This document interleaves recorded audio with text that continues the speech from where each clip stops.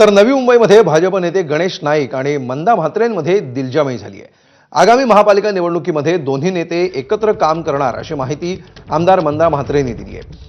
आपण आणि संजीव नाईक एकत्र काम करणार आहोत, आमच्यातील शीतयुद्ध संपलंय आणि पालिकेवर भाजपची सत्ता आणणार आहे असं मंदा म्हात्रेंनी म्हटलंय। तर या ठिकाणी भाजपचे आमदार मंदाताई म्हात्रे आहेत। ताई, काय म्हणाल? मुलाखती सुरू झालेल्या आहेत, कसा प्रतिसाद आहे?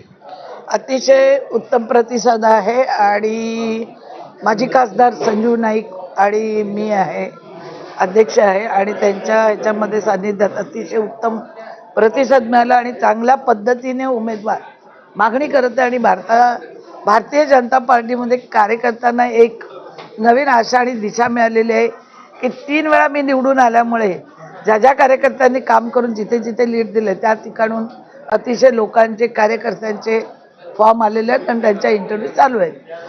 तुम्ही 3 वेळा आमदार झाला, ज्या कार्यकर्त्यांनी काम केलं, पण कार्यकर्त्यांची भावना आहे की गेली 11 वर्ष झालं आम्हाला निवडणुका लढता आलेल्या नाहीत, तर आता स्वबळावर ही निवडणूक व्हावी।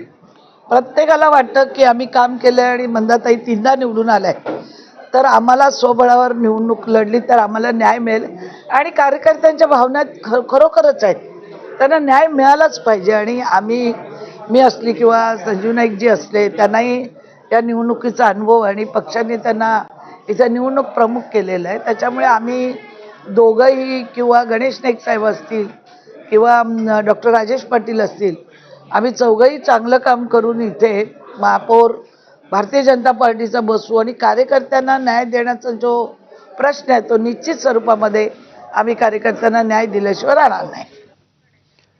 आणि इथे एक छोटासा ब्रेक घेऊया, पाहत रहा एबीपी।